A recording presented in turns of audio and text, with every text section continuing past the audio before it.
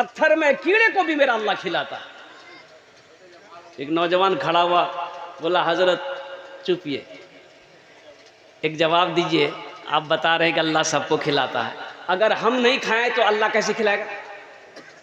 बोला कहने खाए थे, काहे ने खाएगा तुम? बोला नहीं, हम स्ट्राइक कर देंगे, हड़ताल कर देंगे, अल्लाह कैसे खिलाएगा? बोला जो हड़ताल करके देख, फिर भी अल्लाह खिलाएगा। घर आके हड़ताल कर दिया। माँ परेशान हो गई। एक टाइम दो टाइम जब हो गया तो माँ बोलने लगी, मेरे लाल मेरे जिगर का टुकड़ा, खाना खा ले बेटा, कमज़ोर हो जाएगा। तो नौजवान सोचा घर में रहेंगे ना माँ परेशान करेगी। पास में जंगल था, बस्ती के बाहर में, वो जंगल चला गया। बोले जंगल में रहेंगे, माँ परेशान नहीं करेगी। माँ को पता चल गया कि बेटा जंगल चला गया, तो माँ बेहतरीन खाना बनाकर, पुलाव बिरयानी बनाकर एक थाल में सजा कर जंगल चली गई। ए मेरे लाल खा ले मेरे बेटा, माँ तो माँ होती है ना भाई। अरे भाई हे माँ तो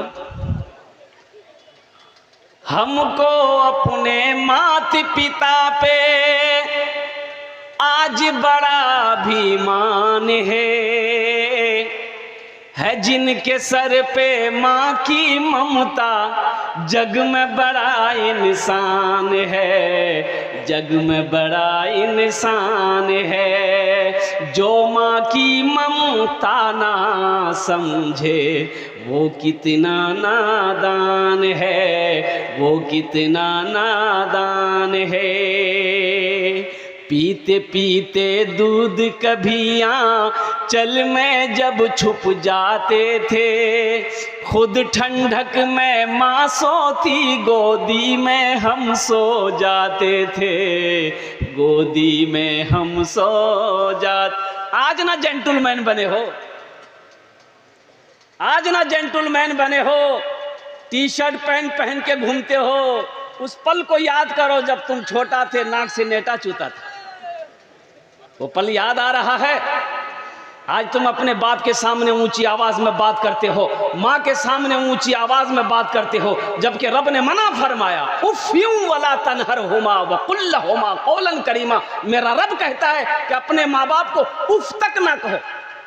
ऊंची आवाज से बात करना तो बहुत बड़ा गुनाह है, उफ तक ना कहो। अल्लाह का कुरान शाहिद है। अल्लाह को यह भी पसंद ना है कि बेटा चाहे वो बेटी हो अपने माँ बाप से ऊंची आवाज में बात करो। एक नौजवान लंदन गया, काम पे जा रहा, देखा रोड साइड में एक आदमी दवाई बेच रहा था। ये दवाई ले लो, दवाई ले लो, बूढ़ा खाए जवान हो जाए, जवान खाए एकदम तंदुरुस्त हो जाए।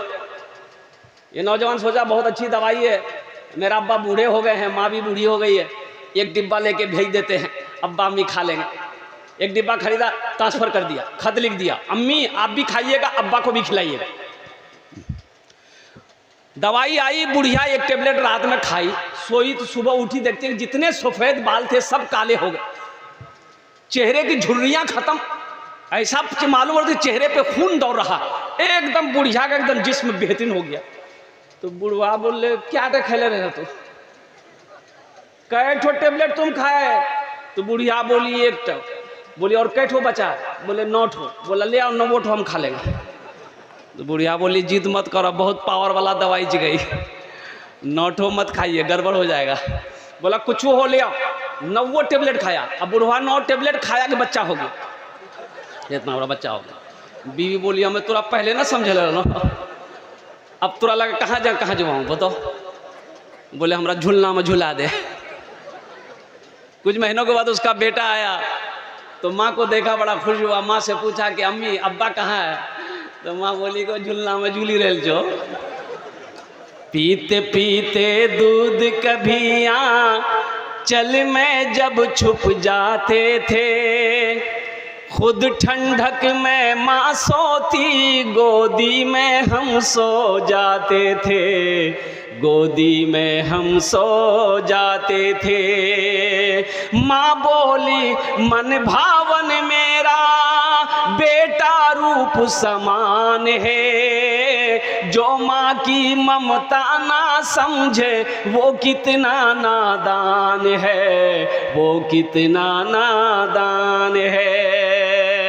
या बहुत सारे भाई हमारे होंगे जिनकी माएँ नहीं हैं, जिनके वालिद साहब नहीं हैं इस दुनिया में, वो इस दुनिया से रुखसत हो गए, उनका इंतकाल हो गया। आज उनके दिल से पूछो नौजवानों कि माँ क्या होती है, बाप क्या होता है, माँ बाप का मकाम क्या है। उनके दिल से पूछो जिनकी ज़िंदगी में माँ नहीं है, जिसकी ज़िंदगी में बाप नहीं है। तुम्हें तो एहसास नहीं होगा कि माँ क्या है, बाप क्या है। इसलिए ये अजीम दौलत है, इसकी खिदमत करो, इनकी दुआएं लो। और अल्लाह के रसूल सल्लल्लाहु अलैहि वसल्लम ने इरशाद फरमाया कि काश मेरी माँ आमिना ज़िंदा होती, मैं इशा की नमाज़ पढ़ रहा होता। नवाफिल नमाज नहीं, नफल नमाज नहीं, सुन्नत नमाज नहीं, फ़र्ज़ नमाज। काश मेरी माँ आमिना ज़िंदा होती, मैं इशा की फ़र्ज़ नमाज पढ़ रहा होता। मेरी माँ आमिना आवाज़ देती बेटा मोहम्मद, तो मैं नमाज तोड़कर माँ की बारगाह में हाजिर हो जाता।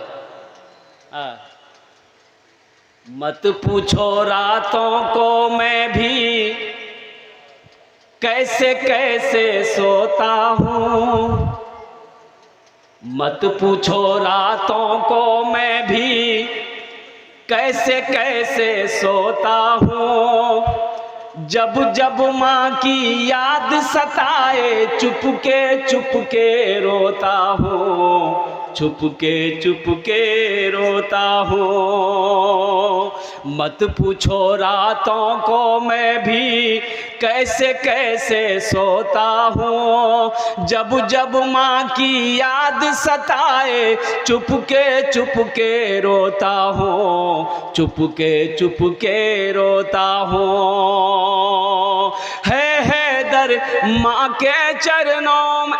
देखिए भाई, अभी कोई पैसा मत दीजिए, हम सब पैसा हम ही को दे दिएगा तो मतलब सम का दिएगा। आप क्या समझ रहे हैं, हम ऐसे खड़ा हुए हैं। अभी पैसा लेके आप लोग बैठिए, अभी कोई पैसा लेके मत आइएगा। ये टेंशन आपका नहीं, ये टेंशन मेरा है। आपकी जेब से पैसा कैसे लेना है वो हमको ना पता है। तो आप तकरीर सुनिए बैठ के। जब हम मांगेंगे, जब हम सवाल करेंगे, अपने दामन को जब हम फैलाएंगे तब दीजिएगा इंशाल्लाह। मैं जानता हूँ ये खगड़िया की सरजमीन है, सखी लोगों का इलाका है। यही खगड़िया की सरजमीन है। 33 लाख चंदा मैंने किया, यही खगड़िया की सरजमीन। मुझे मालूम ना है, एक से एक पैसे वाले दिल वाले लोग, फैयाज दिल वाले लोग अल्हम्दुलिल्लाह इस मजलिस में बैठे हुए हैं। बड़े बड़े ठेकेदार, ताजिर लोग बैठे हुए हैं, किसान लोग बैठे हुए हैं, मास्टर साहब, इंजीनियर साहब, प्रोफेसर साहब, डॉक्टर साहब, वकील साहब, प्रोफेसर, सारे लोग यहाँ पर बैठे हुए हैं। तो इंशाल्लाह भी आप इत्मीनान से बैठे रहिए। मत पूछो रातों को मैं भी कैसे कैसे सोता हूँ। जब जब माँ की याद सताए चुपके रोता हूँ, चुपके रोता हूँ। है दर माँ के चरणों में, है दर माँ के चरणों में तन मन धन कुर्बान है। जो माँ की ममता ना समझे वो कितना नादान है, वो कितना नादान है। मौलाना सज्जाद नोमानी साहब दामद बरकातहुम लिखते हैं, और कुर्बान जाओ, इसी हिंदुस्तान का एक लड़का वो शादी किया, एक बाप का इकलौता बेटा शादी किया, और कुर्बान जाओ शादी करने के कुछ महीनों बाद सऊदी अरब चला गया कमाने के लिए। अच्छा, वहाँ से जब वो वापस आया तो उनकी बीवी ने बोली कि मेरे सरताज, अब मेरी तबीयत यहाँ नहीं लगती है, आपके माँ बाप के साथ मैं रह नहीं पाती हूँ। ऐसा करें, आप सऊदी अरब में रहते हैं, आप बैरून मुल्क रहते हैं, आप जाएंगे तो आपके साथ मैं भी जाऊँगा। ये लड़का बीवी का आशिक था, बात मान गया। जब ये खबर माँ को पहुंची कि मेरा बेटा मेरी बहू को लेके जाएगा, तो माँ तड़प उठी, बेटे से कहने लगी, बेटा एक तो तू बाहर रहता है,